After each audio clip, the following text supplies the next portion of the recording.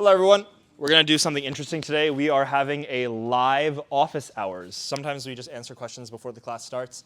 We are also going to break soon for Thanksgiving, so there's going to be a period of time where we don't do in-person sessions. I'll be hosting some stuff from home, most of the stuff that you guys can do online by yourselves. So we're going to be making a video about VSEPR theory, how to learn that, and what online sort of like simulations to do to learn all of that stuff. We're going to be making a UWorld video, how to go over UWorld questions, this, that, the other thing. We'll probably be doing a little bit of stuff just about, clerical BS while studying for the MCAT. But there is a room full of people here now, finally. It took a while. And we're just going to go through some questions. So every single person should have questions. If you don't have questions, you're dumb. You're dumber than you think. Because questions are how you learn. And if you don't have questions, that means you think you're perfect, and that means you're really dumb. So don't do that. Ask questions. So who would like to begin? Every single one of you is going to ask a question at one point or another. Yes? What is the lymphatic system's relationship with the heart? Okay. What is the lymphatic system's relationship with the heart? The lymphatic system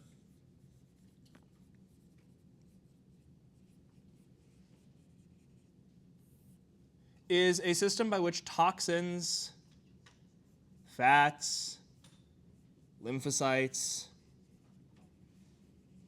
are circulated throughout the body, right? And it is completely different from the circulatory system.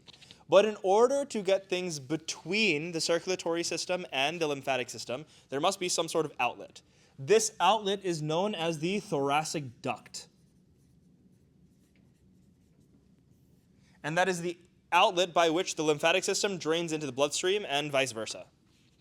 That's it. That's all you need to know. Next question. Yes? Kind of basing off of that, what exactly is the pipe system that it uses to circulate throughout? What is the pipe system that it uses to circulate throughout the body? It has its own vessels. There are lymphatic vessels that are secondary to the circulatory vessels throughout the body. So they're similar to like veins and arteries? But Basically, yes. Parallel? Yes. So they run throughout the body, but they are separate from the rest of the circulatory system. And that's like kind of the only thing we need to know, that's a very basic simplification. Yeah, I mean, the lymphatic system is actually ridiculously complicated. I had a professor in medical school who had a PhD in the lymphatic system, like literally studied it for their thesis. So it's a lot more complicated than we make it out to be. And it's also not something that like a lot of basic education, basic scientific knowledge is done on. So you would need to get to medical school to do more of this. Okay, next question. How does the lymphatic system carries Enough about the lymphatic system. Oh, never mind. Okay. So it has a Yes. Okay, cool. So Guys, you can ask about anything. Okay. The fructose 2,6-bisphosphate activates PFK, but I don't understand why it does. What pathway is it coming from to activate that? Wow. This is a long discussion. Do you guys want to do it? Should we do this discussion? You don't have to. The fructose 2,6-bisphosphate pathway? Okay. So, who can tell me, this is going to be like a real look into the future, because this is really where I start to grind. Biochem is really where I start to grind. The molecule of interest is fructose 2,6-bisphosphate.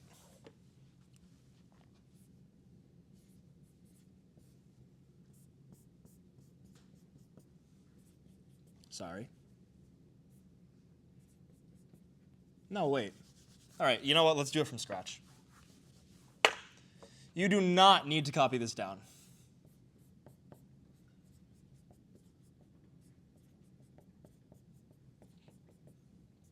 What is that? If you can flip off the board, that means it's... This is what? Guys, are we okay? Are we doing all right? Are we good? Are we okay? Yes? We're okay? All right. So glucose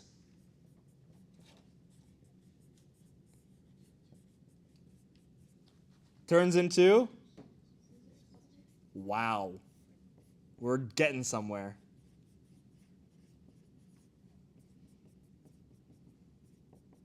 By the way, everywhere that I don't draw something, that means it is a what? Those empty lines are what? Huh? No. Hydrogen. Yes, hydrogens. You think there's 47 carbons in glucose? What's wrong with you? Didn't you take the MCAT? If I die here, just know I love my mother to pieces. Just know that. All right. Yes? What is this? And then this is fructose 6-phosphate. This fructose 6-phosphate turns into what? Reversible, irreversible? Irreversible.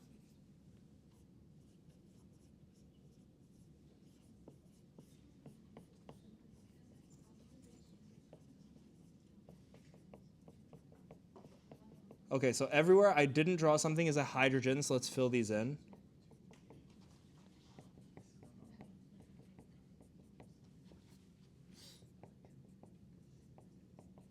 We are saying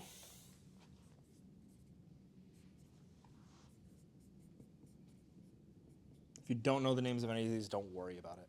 This is office hours, not learning time. Go study something else for the time being. We are saying that fructose 2,6-bisphosphate activates this step. In order to make fructose 1,6-bisphosphate. I know, very confusing. Fructose 2,6-bisphosphate actually can't be drawn in this straight chain form. You have to be a ring, right? You have to make the ring out of fructose and then phosphorylate it from there, right? Because the 2 position is here is taken up by the ketone. You attack the ketone, make the 5-carbon ring, and then attach the phosphate to the 2 position, right? Okay.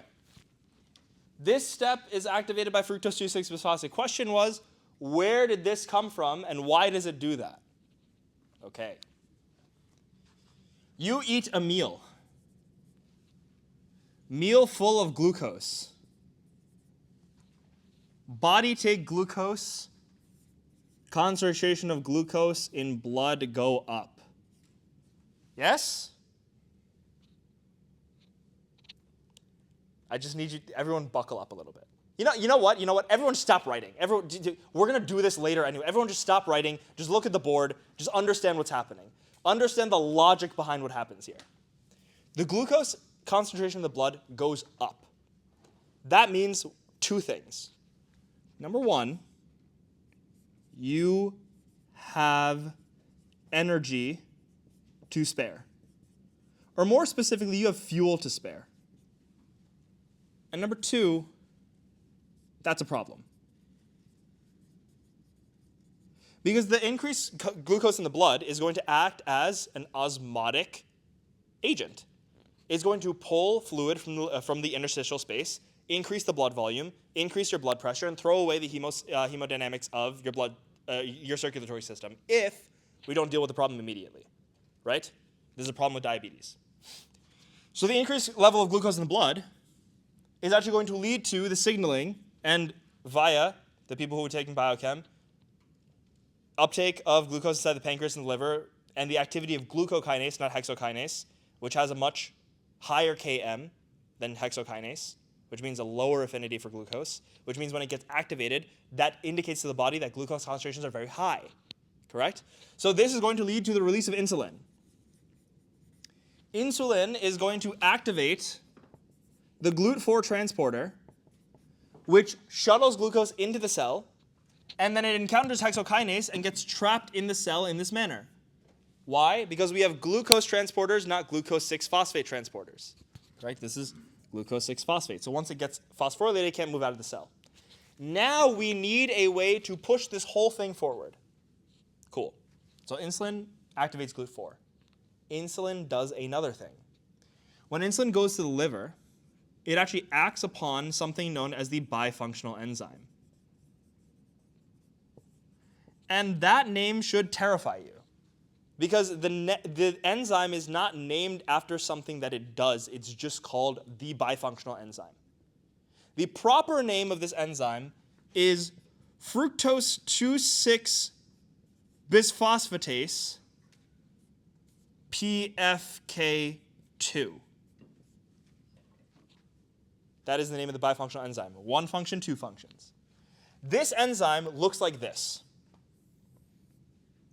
You have and I'm not joking, a phosphatase domain linked to a kinase domain.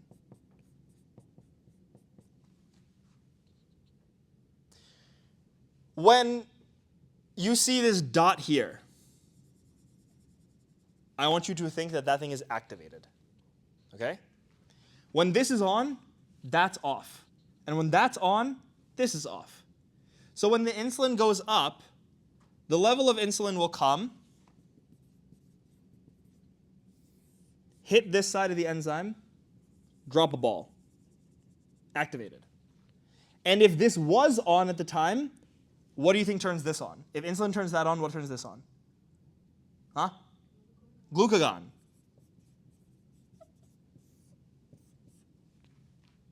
That's what happens. Because insulin antagonizes glucagon.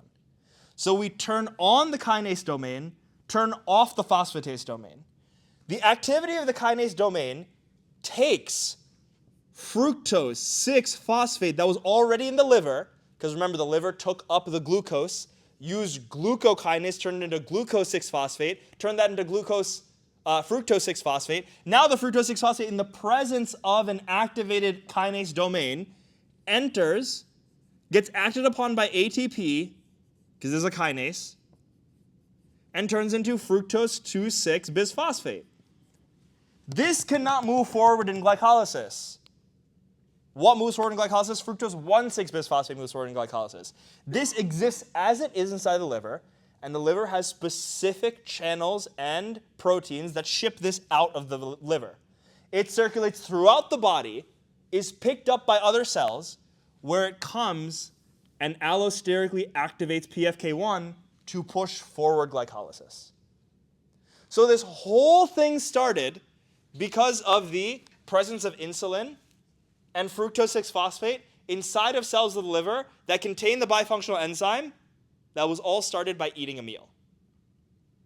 So eating the meal leads to a spike in insulin and glucose sequestration into the liver, the activation of low-affinity glucokinase, indicating to the liver that the glucose concentration is high, the formation of fructose 6-phosphate, the activation of the kinase domain by insulin, and the deactivation of the phosphatase domain, the subsequent kinase activity that phosphorylates fructose 6-phosphate into fructose 2,6-bisphosphate travels around the body, activates PFK1, pushing forward glycolysis. Do this whole thing backwards, and that's what happens when glucagon goes up. Turn off the kinase domain, activate the phosphatase domain, break down whatever fructose 2,6-bisphosphate you have in the liver, stop sending it out, turn down PFK1 so that the forward pathway doesn't prevail and the backwards does. That's how gluconeogenesis starts. Does that answer your question? Who here is confused? It's okay. Raise your hand. We need to do 5 hours of lecture before we understand this. You're not supposed to understand it yet. It's okay. Be okay not understanding things. You will understand this at the end of December or the beginning of January. We have a lot of content to get through before we understand this. Next question.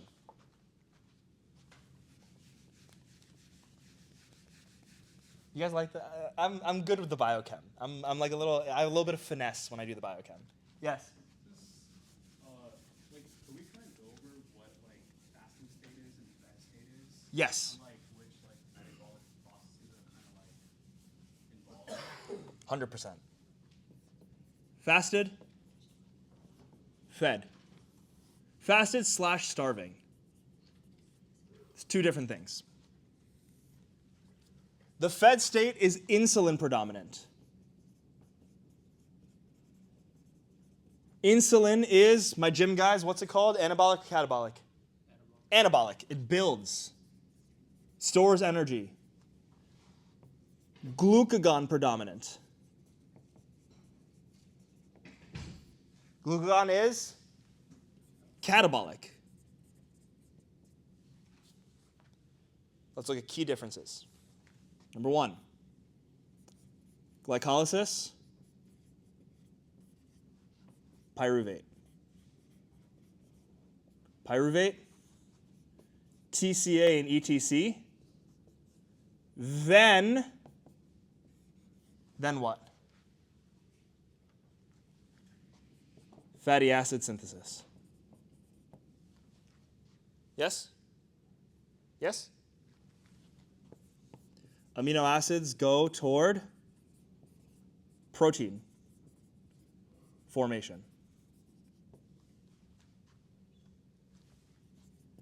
Increased activity of pentose phosphate pathway because you shuttle the glucose 6-phosphate from glycolysis to the pentose phosphate pathway. Good? Yes? Okay. I will make one more comment. Parasympathetic nervous system.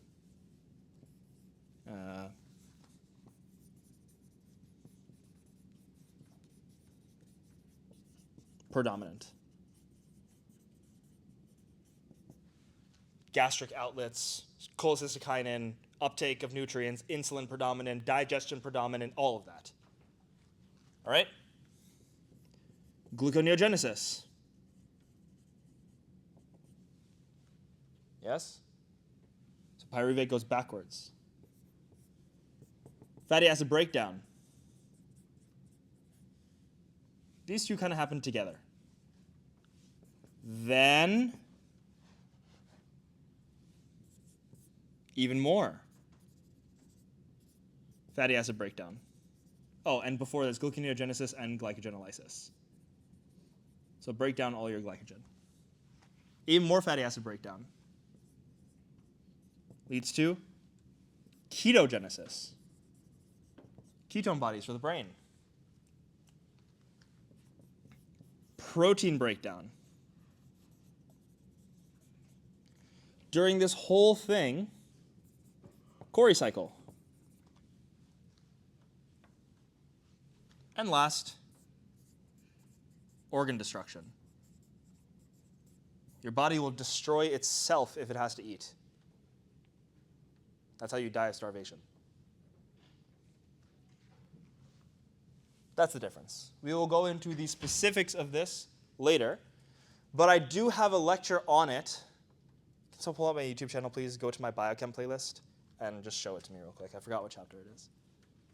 My old Biochem playlist from 2 years ago. Next question. Yes? Could you, like, I guess not a question, but, like, understanding of, like, enzyme kinetics and, like, how the whole, like, concentration of E and S and, like, the E1 and E2. That has a dedicated lecture. We'll do that at some point. I'm also not that great at that stuff. Is it this one?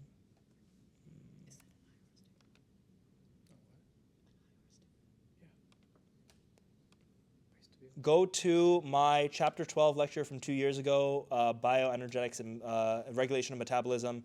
I have an entire section dedicated to fed, fasted, and starved states. It's a very good lecture, if I do say so myself. I wonder who wrote it. Next question. Let me get to him first. No, please go ahead. Also, I'm not doing that. Something that I always struggled with was Michaelis-Menten. Dedicated lecture. Oh, okay, good man. This is going to take like 2 hours to get through. Got it. Yeah. Yes. You know when they ask you questions about like the cell and they just sort of give you like copper and zinc? Yeah. You decide which one's cathode, which one's anode. Ah. Because the reactions go like both ways. Okay, so this is a redox question. So question is, when they give you a cell in redox chemistry and they give you two different metals or metal ions, and they ask you to decide which one's going to be the cathode, which one's going to be the anode, how do you know which one it's going to be? Which one's going to be which? This is a great question. We need to remember one thing, two things to answer this question. E, cell, equals E of the reduced species minus E of the oxidized species. I want you guys to remember something very specific. This is always true. No matter what kind of cell you have, that is always true. Electrolytic cells, galvanic cells, always the case. Yes? Which means that the E can be positive or negative. That's law number one. Not even a rule, that's a law. Law number two So they said delta G equals negative NFE cell. So delta G cell equals negative NFE cell. What can we do, astute mathematicians? We can do a quick substitution, correct? We can say that delta G cell equals negative NF multiplied by E of the reduced species minus E of the oxidized species. Now, what is E?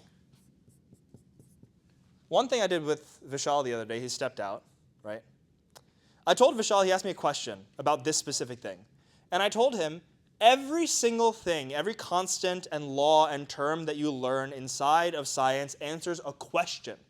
What question is this answering? The question is, write this down. E answers, how badly does X want to be reduced?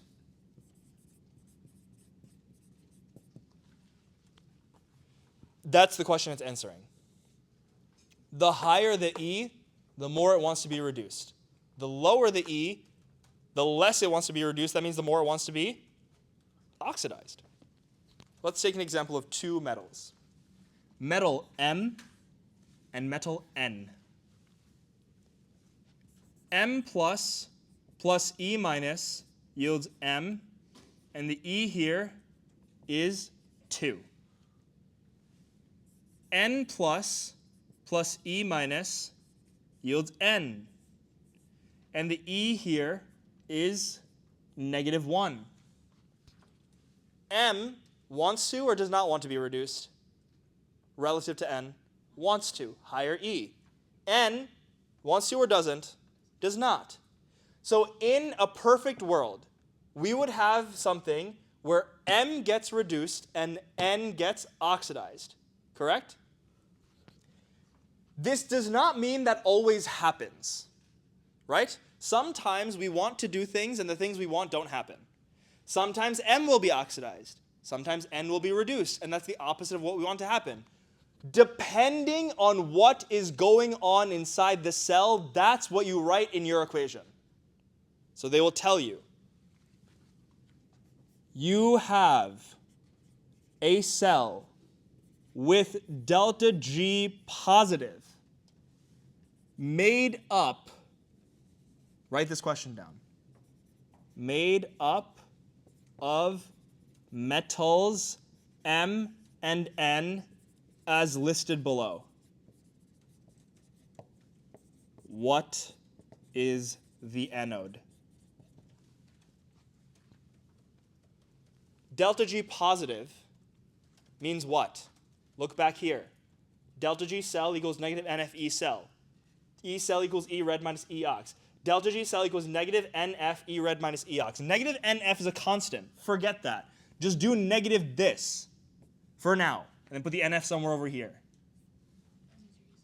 It means your E cell has to be negative, right? But think about it logically for a moment. Spontaneous or non-spontaneous? So that means what's happening, we want it to happen or we don't want it to happen? We don't want it to happen. Delta G positive is non-spontaneous. Yes? Well, let's take a look back here. If this is a negative, we need this to be negative. That means we need a smaller thing to be subtracted by a larger thing. We drop the negative 1 here, we drop the 2 here. So that's how we do it mathematically. We get delta G cell equals 3NF. You guys see how I got there? You guys see the algebra? So that's logically, that's mathematically. Let's think about this in terms of chemistry. This is non-spontaneous. That means whatever we want to happen, the opposite will happen. That means that M that wants to be reduced will get oxidized, and N that wants to be oxidized gets reduced. Does this change the E of either of the metals? No, it's an intrinsic property. Since this is getting reduced, we put that first, and we subtract the thing of being oxidized, and that's going to give you an E cell of negative 3. And that's going to add over to the negative NFE, make that positive, non-spontaneous. This is known as what kind of cell if it's non-spontaneous? It's an electrolytic cell. That's how electrolytic cells are built. You take the metals and you make them do what they don't want to do. And what do you need for that? You need to put in energy. You plug it into the wall. This is how electroplating works. This is how recharging a battery works. You make the electrons flow in the opposite direction of what they want. Make sense? One more thing. If this is getting oxidized, that means this is it's the what? Anode. What's the anode? It's M. But what side of M? Is it getting oxidized or reduced? It's getting oxidized, right? It's the anode. That means it looks like this. Oh. Make sense? Understood? Can I ask a follow-up? Yes. So, which one is it built up on the anode, or does it break off the anode? Like You tell me. Does it break off? It has to, because that electron's getting lost and it's going into the solution. By the way, what causes the reduction? Remember what we said. Let me go back and give you one more topic, because the thing is, we're going to do redox, and if I talk about this now, everyone in the room right now and everyone who watches this video, it's going to make so much more sense when we do redox, because it takes like 20 minutes for people to understand this. But with that background, let's talk about one thing. You have an anode, and you have a cathode.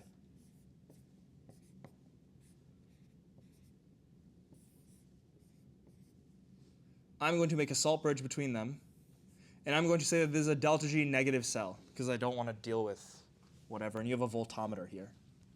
It happens spontaneously, correct? You have a salt bridge going between them, blah, blah, blah, whatever it is. Which way do the electrons flow? Which way are the electrons going? Left to right or right to left? This is the anode, this is the cathode. You don't even need to know what metals they are. You don't need to know the E cell, you don't need to know anything. Where are they going? To the cathode. Why? Don't give me that answer. Don't say they always go to the cathode. Think deeper. The electrons are going this way. And someone said they always go to the cathode. You're absolutely correct, but I need you to be a bit more cerebral than that. Oxidation happens. You lose the electrons from the anode. Go one step further. What's happening at the cathode? What do you need in order for reduction to happen? Electrons. They're not going towards the cathode because they want to. They're going towards the cathode because the cathode contains a metal that wants to be reduced. And if it wants to be reduced, it has a high affinity for electrons to attract it towards itself, pick up its ions from the solution, reduce them with the extra electrons from the anode, and make the metal on the surface. Exactly. This is textbook electronegativity, or electron affinity, more like it. That's why they go that way. And that's why if you were to input a plug into this, you can force them to go the opposite way and force the anode to get reduced. Do you see how that recharges the battery? Let's say this is a battery. You exhaust the anode. You now make the electrons move in reverse. You build the anode back up from the dissolved solution. Does that make sense? Good. Huh? With like that picture in mind, you know the question where they have like a solution has this metal, whatever. Yeah. There's like another metal like where they travel. How do you figure that out? Is it like Look at the E cell. Okay. Ask yourself what kind of cell it is. Is it spontaneous or non-spontaneous? If it is spontaneous, you can write this down. If you are someone who memorizes rules. If the cell is spontaneous, meaning it is a galvanic cell, the electrons will flow towards the metal with the higher reduction potential. And vice versa. Just memorize the opposite for the next one. So if the cell is galvanic, aka spontaneous, the electrons flow towards the metal with the higher reduction potential, because in a galvanic cell, that is the cathode. Very good. Next question. Come on, guys. No biology? Everyone's just amazing at biology? Yeah, what's up? Could you go over like acidosis and alkalosis and how that affects like the oxygen saturation? Yes. Let's do it.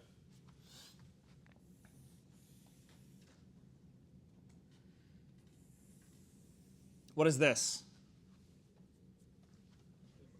Yes, it's the hemoglobin oxygen association curve. Percent saturation at different partial pressures of oxygen throughout the body. 0, 0. 20, 40, 60, 80, 100, 120. 20, 40, 50, 60, 75, 95, 100. Cool. This is the basic curve.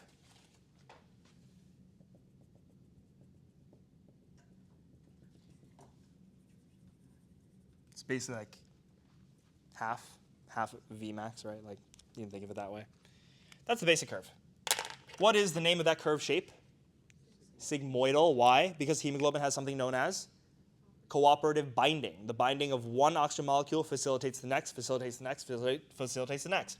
What we mean by percent saturation isn't, oh, I have 20% of 4 oxygen molecules on me. That means I have 0.8 oxygen molecules. No, that's not how it works. In a collection of 100 hemoglobin molecules, 20% of all slots on all of those hemoglobin molecules are occupied at that time. Yes? Make sense? Okay. Acidosis moves this curve to the right. Acidosis moves this curve to the right. I don't know why I'm using blue for acidosis, but deal with it. This is known as a right shift. And there's a reason for this. There's a reason that acidosis causes this. What are the most likely culprits of acidosis in a healthy human being? Acidosis being a drop in the blood pH, too much acid in the body. Who knows me very well? What have I been doing for 16 years of my life? Running. I've been a cross-country runner and middle-distance track and field runner for 16 years. What is a main reason that I might have acid in my blood? Lactic acid, which comes from exercise. And exercise means higher what demand? Oxygen demand. Do you see how at the same partial pressure of oxygen in a right-shifted hemoglobin molecule versus an original hemoglobin molecule, the percent saturation is much lower? That means the right shift is actually associated with increased oxygen drop-off and lower oxygen affinity. And this means that when you get acidotic from working out to an extreme degree, your hemoglobin shifts to accommodate that and drop off more oxygen than needed in normal circumstances because it recognizes the increased oxygen demand. That's the nature of the right shift. The left shift is a little more complicated. We're not going to get into that. Something you'll learn in medical school. Not really important for the MCAT. But the one thing about the left shift that you need to know is that the increased oxygen affinity is also associated with what type of hemoglobin? Fetal hemoglobin. Why? We had the whole conversation about that in the fetal circulation lecture, where we talked about how they mix 100% saturated hemoglobin with like their poopy 65% saturated hemoglobin inside of their veins, and they never get to 100. So you want to make sure that when you're at a partial pressure of 80, they're still at 100%. So you want that higher affinity, right? We talked about that. Does that answer your question? Very good. This is as far as you would need to know. Let's talk for a moment about acidosis. Let's just get this out of the way, where we have a pathway by which hydrogen, water and carbon dioxide exist in the body in equilibrium with carbonic acid with a pKa of, we haven't gone over the pKa table yet, pKa of 6.2. Oh, we'll have so much fun with the pKa table. Oh, we'll have so much fun walking through every single acid on there and explaining why they have that pKa. Who here knows what pKa means? Do you really? Do you really know what pKa means? You will. Oh, you will. You will know what pKa means. Because this concept, and understanding why this concept occurs, unlocks the Pandora's box to organic chemistry. You will be able to understand every single organic chemistry reaction as a step-by-step process of repeated back-to-back acid-base reactions. Because that's all organic chemistry is. It's a bunch of acid-base reactions. Because what is the backbone of organic chemistry? And don't say carbon. What is it? It's electrons, actually. And what are electrons? What is something with a lot of electrons called? A nucleophile, or a base. So every single time you hear nucleophile in organic chemistry, you're actually just talking about acid-base reactions. How many times have you guys heard the word nucleophile in organic chemistry? Too many. And no one ever told you that you were just talking about acid-base reactions. That's it. You understand 2 theories, and you apply them everywhere. And then organic chemistry becomes a cakewalk. What's funny is you guys are going to walk out. Who here is taking Orgo already? All of you guys, right? You guys are going to walk out of here, and you're going to be like, wow, I want to shoot myself. Because I could have used this when I actually needed it. Oh, well. When you guys were taking Orgo, I was probably studying for step 1, so I was suffering with you, don't worry. Okay, so H2CO3. And we have the breakdown of H2CO3 into H plus and HCO3 minus. So that would make this what kind of acid? Label it for me. What kind of acid? It's giving off a proton. Fantastic, guys. Very good. This is a Bronsted-Lowry acid. As opposed to a Lewis acid. Wow, you guys actually got that one. I might not kill myself tonight. I have a question. Yes. About the right shift curve, what are other factors that could cause it to shift right? What are other factors that can cause hemoglobin to shift to the right beyond your expectation? Okay, cool. I do not expect you to know that. Acidosis is the most important one. If you look it up, you'll find a whole diagram of everything that does it. Do I suggest you do that for the sake of your mental health? No. So we build up acid in the body, and by Le Chatelier's principle, a disturbance here will cause a shift to accommodate that disturbance, and a disturbance there will cause a shift to accommodate that disturbance, increase CO2 from increased acid. Or that's metabolic acidosis. We can make the acid ourselves, or we can retain CO2. CO2 can go up, make a lot of carbonic acid, and make more acid in the blood. That's called a respiratory acidosis. Same thing if you blow off too much CO2, it's going to accommodate that way, drop the acid. That's called a respiratory alkalosis, right? Very simple. Keep that in mind for medical school because it gets a lot more complicated. There's things like the Winters formula and the delta-delta and the anion gap. I can't wait. Calculate the theorem anion gap. I'm not going to say that. I'm a changed man. But you guys know what I would have said if I taught this 2 years ago. Next question. I'll ask the next question. What time is it? What time's prayer? Huh? Okay, cool. Let's go for 10 more minutes and we'll call it on the office hours. And then we'll come back and we'll do some more fun stuff. No. We're going to do some really fun stuff when we come back. Stuff that I find fun. Stuff that I find fun. That you guys will think is easy, and you'll realize it's incredibly difficult. Next question. You. Ask a question.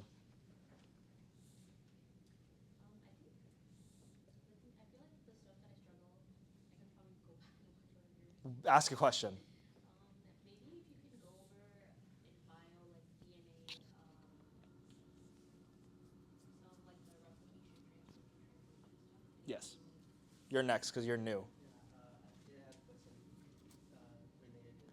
How do we understand DNA transcription, DNA translation? What is this whole sort of like thing about the central dogma?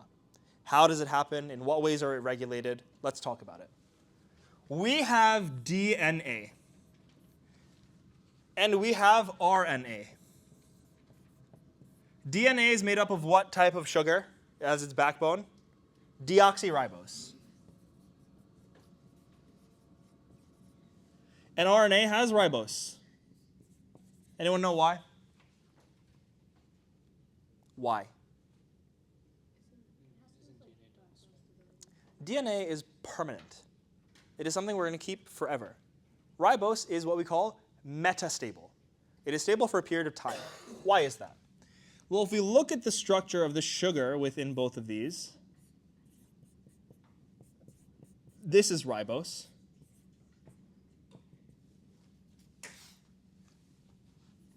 This is deoxyribose. It is called 2' deoxyribose. This is a 2' position right here. Correct?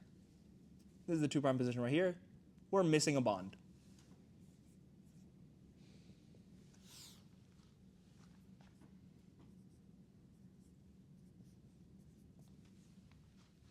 Five positions away from a place where you can kick off an oxygen molecule, you have an OH. That means what? You can do this.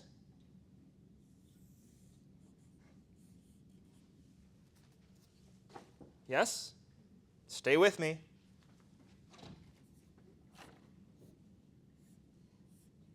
Five-membered ring. 1, 2, 3, 4.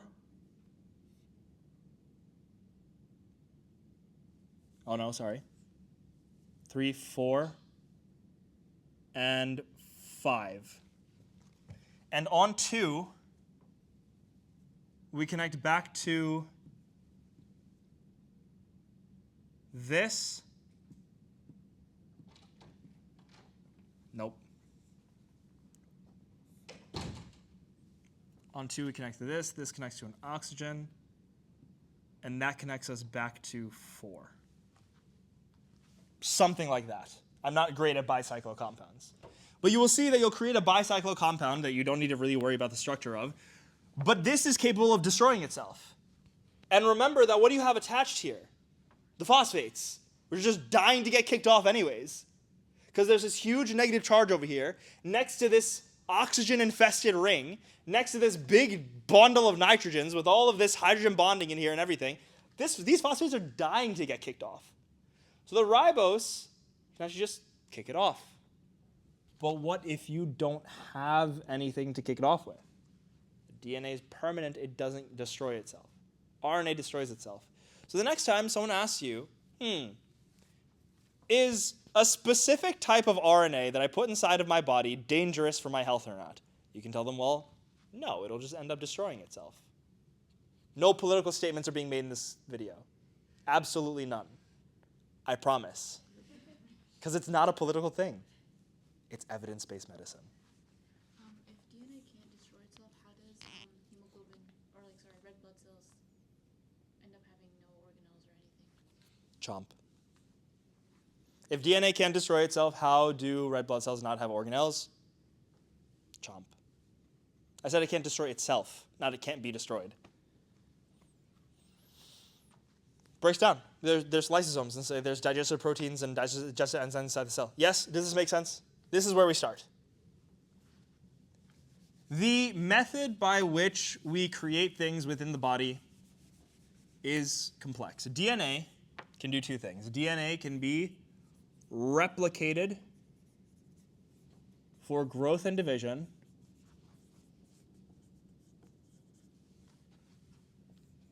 transcribed for blank.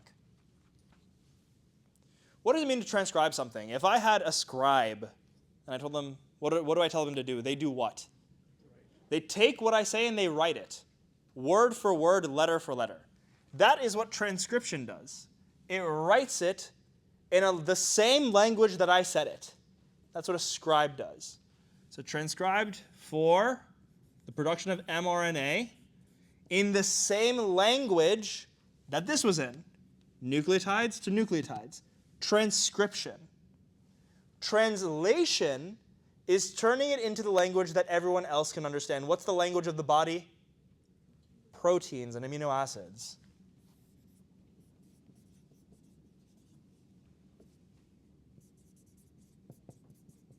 Translation. This process is known as the central dogma. Yes? RNA synthase, tRNAs and ribosomes, primary, secondary, tertiary, quaternary structure, Golgi apparatus, modification, exocytosis versus internalization. That is the central dogma, the principle of DNA transcription, translation, and protein production. Does that make sense? Yes? What about replication? This is where we get the DNA ready. We have to be in a certain phase of the cell cycle. Which phase? The S phase. We have to be in the synthesis phase of the cell cycle. There are specific cyclins and cytokines that need to come in, specific signaling molecules, specific enzymes need to come in. We need to unwind the DNA, take away the histone proteins, open it back up, make the replication fork, Okazaki fragments going in the opposite direction, the anti-parallel versus the parallel strand, or like the whatever the hell you call it. I have to look back at my notes, right? You have to do the DNA polymerase and the DNA ligase to close the little gaps, blah, blah, blah. This whole process is to make complements of the DNA, right? Complements of the DNA. And that whole process is what? Semi-conservative. Very good. She knew what I was on to. I didn't know what I was on to. Semi-conservative, meaning that when you replicate it, these are the OG strands. When they split, one of them will go one way, one of them will go the other, and both of them will get a new complement, right? Make sense? Does that make sense? We will go way more into that in biochem. All of the proteins and all of the enzymes and all of this and all of that and what it exactly looks like. I'll send you guys videos as well. Yes? So how does histone, like DNA, like unfold from the histone proteins? Just does. Okay. You know. Histone acetylation. You're going to acetylate the histones, break them off of the... Okay, so pause. DNA is negatively charged, correct? Histones are positively charged because of arginine and lysine. So the positively charged amino acids attract the negatively charged phosphate backbone of the DNA, correct? So they associate. If you were to take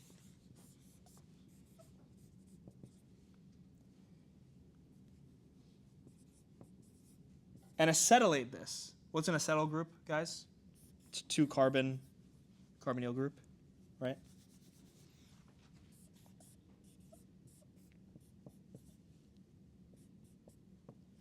Not only are you killing the positive charge here, you're also implementing resonance which stabilizes this position. By doing this on the histone, it breaks the attractive force between the DNA and the histone protein by neutralizing the charge from the positive here, and also implementing a negative barrier of electrons right here through the resonance.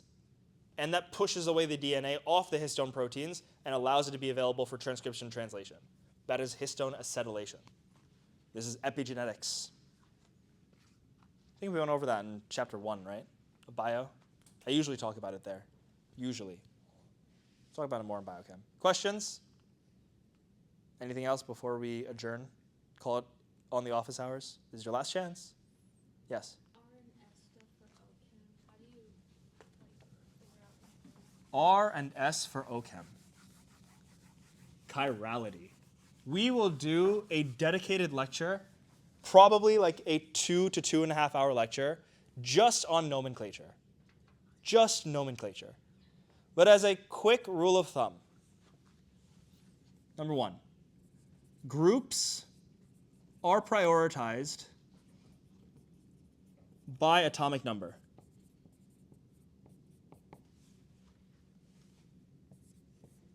Four in the back, or else. Those are your 2 rules. Say that you had something like this. This is the back, correct? Going into the board and that way. This is coming out of the board in this way, like that. This is in the plane of the board, in the plane of the board.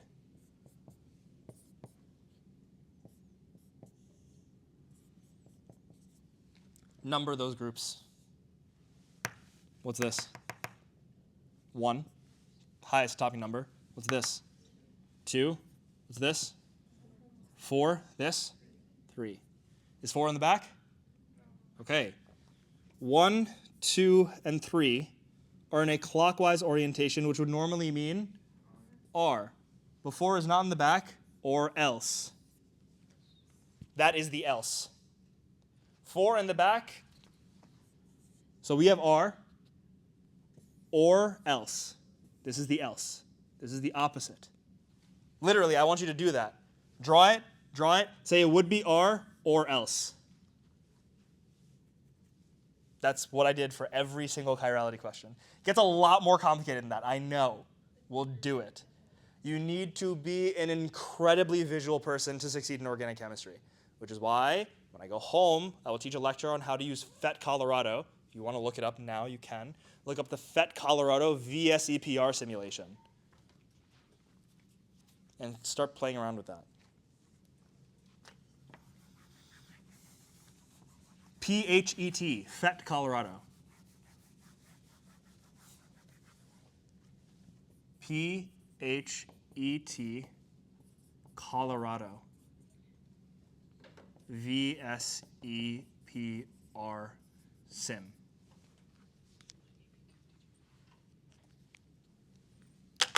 The only way that I remembered VSEPR theory from high school. My AP Chem teacher in high school brought in these huge molecular models, they're bigger than she was. They're like, this is octahedral, and this is tetrahedral, and this is what happens if you remove one of them. And you need to know a lot about electron repulsion. We will go over it. I will make a video about it. You guys will learn. It'll be ingrained in your minds, like you will never remember ever again. You'll never forget ever again. Sorry. Oh my God. Guys, wow. By the way, I made a very controversial statement before the majority of the people in this class walked in today. And I want to repeat my statement because I actually stand by it. The gross majority of you are not doing enough to do well on the MCAT. I would say over 75% of you are not studying hard enough. Because that was me in your position. I'm not saying this because I'm naive. I'm not saying this to be rude. I'm saying this so that you don't end up like me, gaining 20 pounds at the end of your prep because you were not able to do anything else but catch up and study. Study harder, more diligently. Wake yourself up and realize the gravity of what you're doing. If you are not tuned in, realize that there is someone in the future dying, and the stuff you do now will save their life. If that doesn't mean anything to you, you are in the wrong field. Turn back while you still can. That statement should awaken something inside of you. That someone begging for help and dying is the reason that you're in this room today. Even if it's not happening right in front of you, it is happening somewhere over there in the future. That's the only thing that kept me going for the MCAT. The fact that someone will be dying. And someday, if you keep it up, you will actually be able to do something about it. Maybe you can make a difference in this world. Because I'm 25 years old, and I have yet to find a difference I've made in this world. Unfortunately. So stay on the path you're on and study really hard. Like really hard. Like more difficult than anything you've ever done in your life before. Except for maybe parenting.